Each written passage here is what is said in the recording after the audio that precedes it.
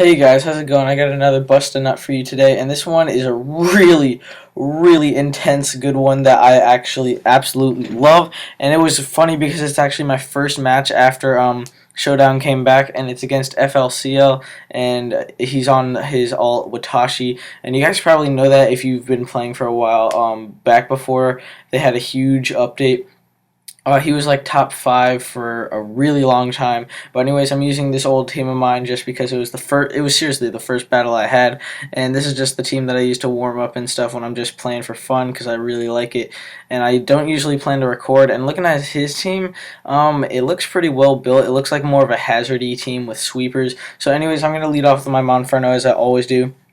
And let's get right into this. So he's leading off with this girder, and I knew that he knew my set, and he could just go for the drain punch mach punch combination. So I just decided to go for the flamethrower, see what he wants to do. If he wants to bulk up, I can encore him. And I know that he's going to go for the mach punch, so I immediately switch out into my executor to wall it. And seeing that he has no grass types, I'm just going to go for the leech seed straight away. Seeing that if he does want to switch into a wall, it will be leech seeded. And here I'm just going to switch out into my seismitoad, trying to get the rocks up or knock off or scald him, which works out pretty well, and he can't do that much for me besides toxic or like brave bird. I don't really know. And I'm like, I'm faster here, what? And I knock off his leftovers, which is really good for me. But he shows me Whirlwind, which says that this is definitely a hazard team. And right here, I pause it. I want to know what you would say. I knocked off his leftovers, and he's seated, so I did not think he would want to stay in for a fake out. So I predicted him to switch and went for the double edge. And that's my personal thing. And yeah, I forgot to say that you guys should pause it, not on that one, but on all the rest of the pauses, you guys should say what you're gonna do. So that does work out in my favor, and here I'm going for the earthquake because that recoil is just way too much. So here, definitely pause the video and say what you would do on this turn here. He just switched into Girder, and I know that I have Executor as a counter to him, and I knew that I switched right into that. So for me, I'm just going to go for the double edge, predicting him to double switch because it's a really high risk prediction, but I do have Executor to completely wall him, and I don't think he would want to stay in for that. And even if he did, he would go for Payback or Ice Punch. So I do go for the double edge, and it works out very well in my favor because he does go into Garbodor, predicting me to go into Executor. And I can get off a heavy chunk on him. It brings him down to 6%, and he has Rocky Helmet, so he's not really going to be recovering anything. And here, now, last time I did predict him to switch, and I'm at very low health. So now I'm just like, alright, I'm going to go back into Executor because I don't want to risk dying, and I don't want to be too cocky with my predictions, and it seems like the safe play. So he does end up going for the Mach Punch as I switch into my wall, which is, once again, a pretty good play. And I know that he saw me go for the Leech Seed again, but I am just going to go for it on the off chance that he wants to switch into a wall, and he has nothing to take it. And I have the Citrus Berry. He shows me Payback, and here, what would you do? I don't really know.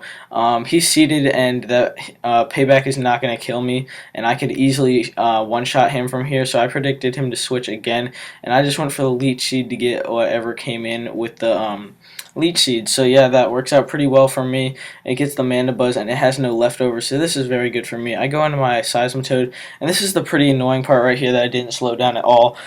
I'm just going into my Seismitoad, trying to scald him and get my rocks up. And here I actually do end up getting my rocks up, and he keeps whirlwinding me out into my Executor, which is extremely annoying. And here, I go into my Seismitoad as he goes to the Roost, I believe. No, that's the next time. I keep going out into my Executor, the retard. I don't know why. I just give them random names. Don't judge. So here, I predicted him to switch into his Jinx, actually, and I go for the Earthquake, as you can see, barely. But yeah, because I didn't predict him to just stay in and keep doing that, and I don't know, I guess it was kind of a risky play.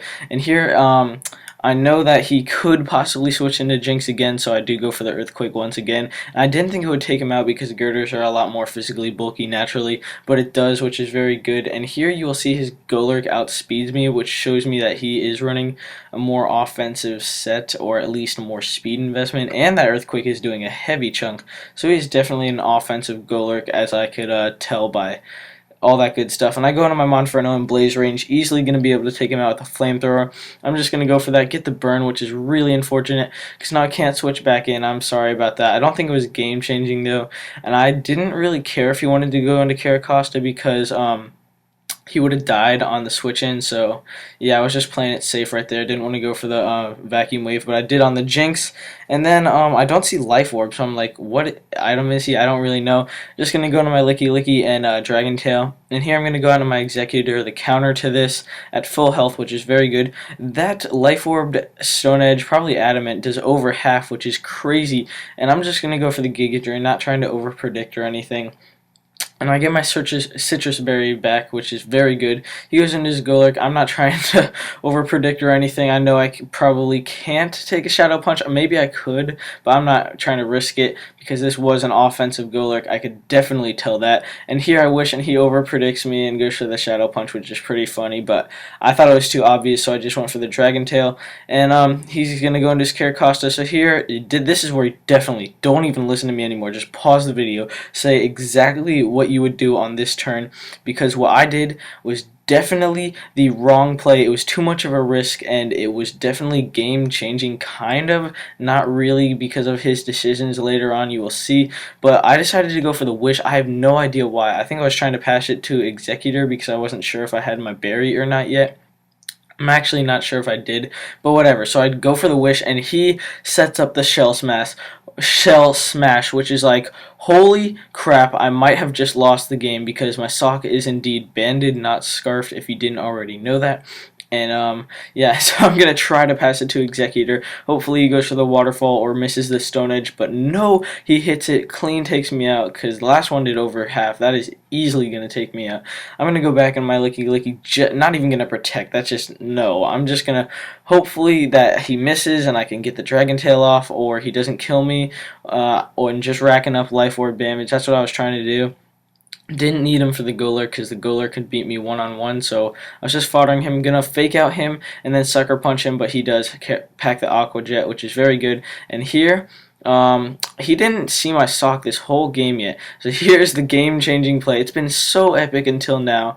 He goes to the waterfall, it'll kill me, but he goes to the Aqua Jet. Can't safe play on his part. It does so much damage. That is definitely Adamant. I'm gonna say that. I'm gonna put my deck of cards on Adamant. I go for the Earthquake. I do have enough speed EVs to outspeed base 70, so it is easily going to be able to outspeed the Golurk, which is under half, and that Earthquake is easily going to be able to kill it. So that will be an amazing game. Oh my gosh, that was nerve-wracking for me. I had so much fun this entire game. I think I did really well on my predictions for how well, or for how much I'm not playing anymore. And I'm like not playing as much because I've been playing a lot of CS. Don't worry, I still love Pokemon. You know, I'm just doing other stuff, and I'm really busy with summer and work and all this good stuff. But for the last part of this video, all that I don't say will be in the description, so you can always open that. Leave a like if you enjoyed this. Tell me how much you like this series, because I think it's really fun to do. I can't get battles for it that often because it's only when I get a great game like this, and it's against someone else who is very good. So you can always tell me how to improve these videos. You can tell me which play you liked best and why. Tell me everything you would have done, even if you didn't pause it. I don't really care. But yeah, you can just tell me anything, how to improve these videos. If you'd rather me not say what you would do and just explain a little more, I don't know. Description. Bye.